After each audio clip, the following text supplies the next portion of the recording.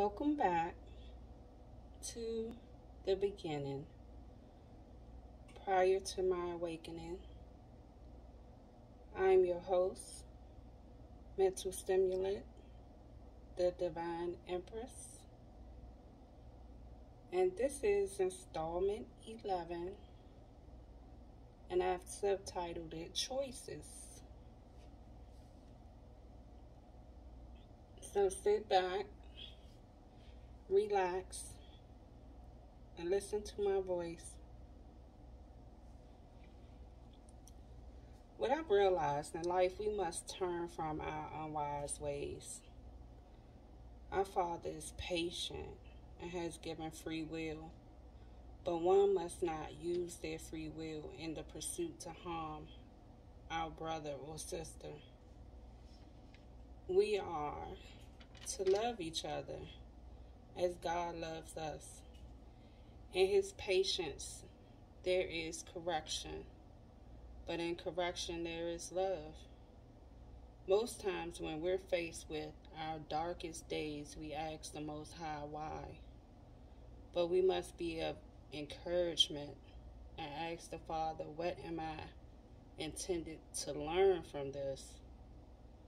And quiet ourselves and wait for His guidance, which will come in this moment. I offer a different perspective.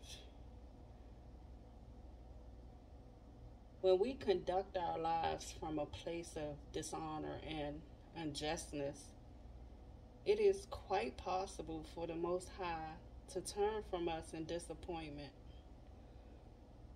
But all is not lost. It is just means that in order to redeem oneself, there's work to be done. I offer you a sort of playbook and steps to atone. Do not mistake this as a one-size-fits-all or a get-out-of-jail-free card. But you can, with a whole pure heart, do acts of kindness as a way to balance the scale. You must be of service to your brother and sister in need, but not in an attempt to get this for that, but good faith to show that you're working to change your ways, and you must be faithful in this. There's no amount of time in which one has to do this, and one must not view it in that manner. Imagine it as a leopard changing its spots. Of course, I know this is impossible. I mean it figuratively. Do good and good will follow. This is how we must conduct ourselves in all things. Ladies and gentlemen, it is time to put away our childish things. Although most times we know the difference between right and wrong, it seems that doing wrong is so much more fun. Things that bring us pleasure but destruct our lives in the presence of the Most High. The things that build us for karmic debt. Sometimes so much so that God will call on karma to collect. And that's from what I've witnessed to be something so painful, it's hard to describe. Spare the rod and spoil the child. No matter how old we become, we must view it in this manner. I believe us all to be children of God, even if some of us may go astray. But that doesn't mean Father loves one or another any less. It's just that His tactics for correction may be different from person to person. But I would say the more disobedient we are, the more harsh His correction is. I've witnessed the Most High remove almost everyone from someone in an attempt to bring His child to their knees. A child that had abused and mistreated countless women, racking up years of debt, and the Most High summoned for karma to collect on that debt. In this hour, one should spend their days on their face and turn away from their wicked ways, because the pound of flesh that you have to repay in time will be unbearable. We never really ever get away with anything. The Most High sees all. Plus, you never know if the person you're mistreating is one of God's chosen, because they're blending in with us, look like us, live like us, with families just like us.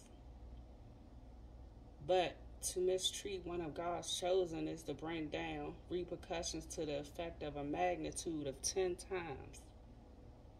To harm one of God's chosen is to spit in his face. Do you know, depending on the harshness of your actions, it's quite possible for your children to carry your burdens. Cursing your bloodline is a real thing. Fellas, is screwing your married neighbor really worth that to curse your children? Ladies, is screwing your sister's man out of spite really worth that, cursing your children? Stealing, putting people in hard spots by causing them to lose their stability, is it really worth it? There's nothing we ever really get away with. You just have to ask yourself, how bad do you want what you know you shouldn't? Or how bad do you want to do what you know you shouldn't?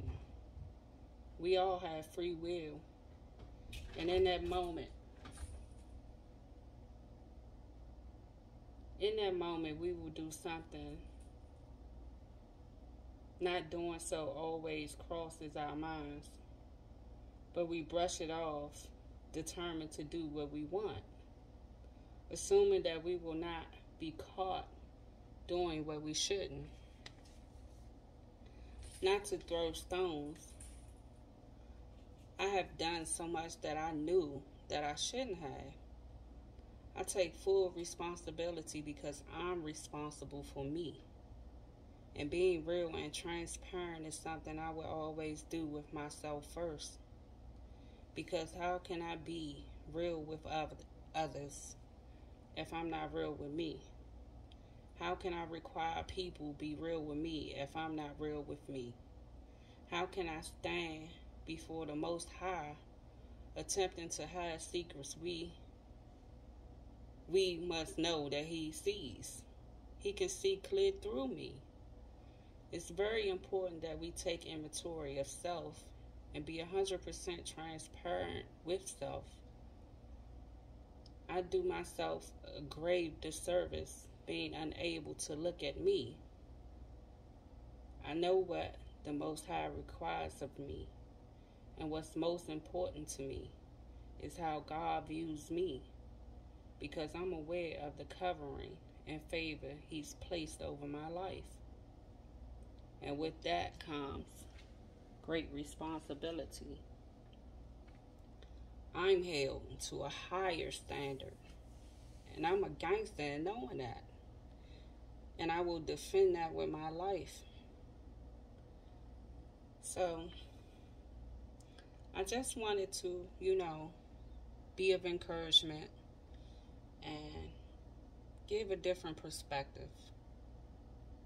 But as I always say at this time, if you feel like you want to talk about something that troubles your heart or even your spirit with someone whom will not judge and is not connected to your specific situation, help is here.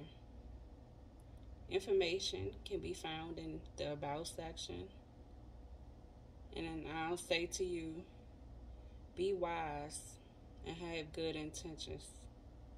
Be blessed. Love and light.